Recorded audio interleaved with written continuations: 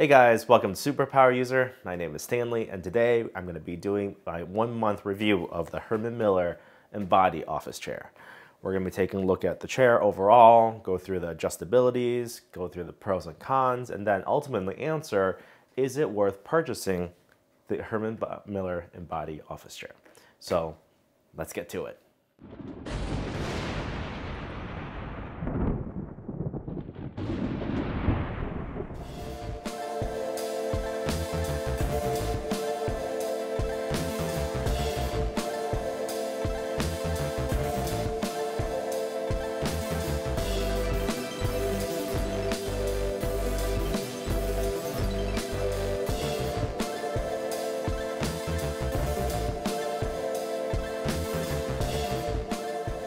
Herman Miller chairs come in multiple configurations and colors.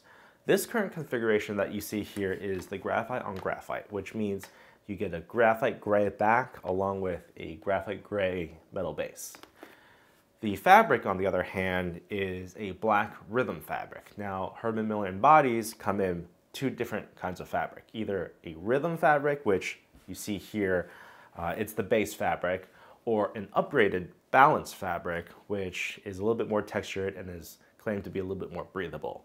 Of course, you get colors from blue to maroon to black to gray, all different types of colors. Now also, the back of the chair also comes in a white and then a titanium polished base or a black base, or just you can basically configure it to however you like. So basically, we have a black on black chair here. There's also 3 different types of casters for this chair. The base caster is a 2.5-inch hard nylon caster designed for carpet. The upgraded casters, on the other hand, is a hybrid carpet and hardwood floor caster, which is what I've got here. This hybrid caster has a rubberized ring on the outside to reduce noise and allow for easier rolling on hardwood surfaces. There's a further upgraded caster that's a translucent caster that basically is very similar in function to this one, but it looks better.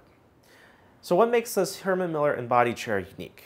Well, when Herman Miller designed this chair, they designed it to fit all sorts of bodies and peoples for good posture, along with the flexibility to move in the chair. I am 5'8" and about 190 pounds for reference, and I fit this chair very nicely. On the right hand side, you have a tension adjustment knob to adjust the tension required to lean back in the chair. By turning it clockwise, you can increase the tension to the point where it becomes very difficult to lean back in the chair. And this could be good if you're looking for a chair to force you to have good posture. Behind the tension adjustment arm, you have a knob to adjust the incline of the chair. You can have it anywhere from leaning back pretty far to pretty upright by turning the knob clockwise. On the other side, you have a lever which controls how far back you're able to lean back in the chair. In the highest setting, the chair has really very little ability to lean backwards, but then if you crank it all the way down, you can lean all the way back in the chair if you wish. My personal preference is to have a medium amount of tension along with a very vertical chair back so that my back is up against the back of the chair at all times, and the lever pushed all the way down so that I can lean back all the way whenever I want. This way, I have the ability to lean whenever I want, but then also my back is always touching the back of the chair so that I'm forced to keep my good posture. And posture is really one of the main reasons why I decided to pick up this chair. My old leather chair was a big, cushy leather executive chair, which was actually too big for me. And it really made me want to slouch in the chair or sit to one side or, basically curl up in the chair. And I found that that really wasn't good for my back or the neck. So ever since picking up this chair, I found that I've really been sitting upright. It's much better for the neck, much better for the back.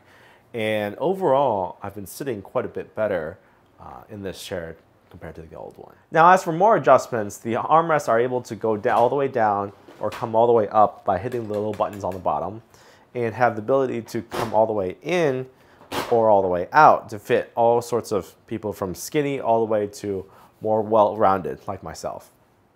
Now, I do have two minor complaints about the armrest, and the first one is that while the height adjustment is notched in and requires you to push a button, the width adjustment is only notched, meaning if you push hard enough, it'll move by itself, and there's no way to lock that in. The second complaint is that the armrests are not able to move backwards. On some other Herman Miller chairs, you have the ability to pivot in and out and move the armrest all the way back so that it won't come into contact with the table. For me, though, that's not that big of a deal because the armrest actually slides right underneath the chair in my normal position. So, but I can imagine some other people having issues with the table hitting the armrest. The thigh bolster has the ability to be adjusted as well, and depending on the length of your leg, you can either retract or extend all the way out to get the proper amount of support that you need for your thighs. Now, the back of the chair is where things get exciting.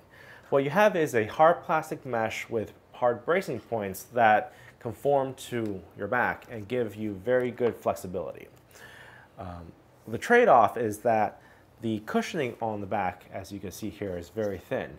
And rather than feeling like a plushy leather chair, this gives you more of a more supportive, harder feel. My recommendation is that you go ahead and try this chair out or go sit in this chair to test it out to see if the cushion is enough for you. Personally, I think that the cushion is just about right. I do feel that, of course, it's not a very, very cushy chair, but in order to have that good posture, it's well worth the trade-off. Basically, you get reminded that you're not sitting on a lazy boy, you're basically sitting on a very high-end premium office chair. On the bottom of the chair, you have a coil mesh system that gives you a little bit of cushioning and a little bit of a bounce. The bottom also hinges in a way that allows for the entire chair to lean back. Again, the cushioning on the bottom isn't very thick, but it does allow for you to sit comfortably for hours at a time. Now, while I did say that the flexibility is a major pro of this chair, one thing to be aware of is that because the chair has a lot of hard plastics and a lot of joints, this chair will creak and grunt a little bit as you move in this chair. So that's a little bit unavoidable since there's so many moving parts. That doesn't necessarily mean that the chair is breaking or that it's not reliable. It's just the nature of a flexible chair. Now, to address the question, is it worth it? This current configuration on Herman Miller's website costs $1,545. With a few different options, choices, colors, whatever, you can push this all the way up to $1,900, almost $2,000. Now, certainly that is a lot of money. Now you have to ask yourself, is your overall health, your back health, your neck, your posture, is that important to you, and is it worth spending that money? Of course, it's very subjective. Some other questions to ask is my current chair doing the job for me, or is it time to upgrade to another chair? Only you can answer that question, and for me personally, this chair is well worth the money. Now there's also something else to consider. You can actually buy a lot of these chairs used either from Craigslist or online websites and outlet retail places that basically take all these chairs from companies that either go bankrupt or are just trying to get rid of these chairs, and you can get them for a fraction of the MSRP. For example, this chair I purchased from a guy on Craigslist who was just getting rid of the chair, and it was pretty much in brand new condition. And I got it for a fraction of the cost. I think I got it for about $550 as opposed to $1,500. Now, at a third of the price, it was something that I could easily justify purchasing. But even still, at a $1,500 at the full price, I still think that this chair is well worth the money. So my final recommendation is for you to go to a store that sells Herman Miller Embody chairs and just go ahead and sit in one and play around with the adjustability. See if it gives you enough support, see if it's comfortable for you. And if you find yourself liking the chair and you want one, go on eBay or Craigslist or a local store that sells these chairs secondhand and see if you can pick one up, for cheap, for just a fraction of the price, and just go from there. Like I said, this chair is well worth the money brand new, but the real value is if you get one of these chairs pretty new, like new, for a fraction of the cost.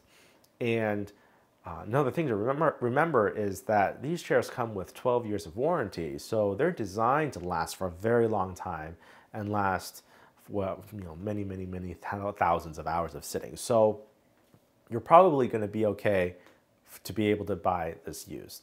Also, if something were to break, these chairs can be repaired, replaced, pieces and parts can be replaced. So that's not really that big of a concern either. Yeah, so whether new or used, my recommendation is to pick one of these chairs up. Anyway, if you found this video useful, make sure to hit that like button and perhaps consider subscribing for future videos. We'll see you in the next one.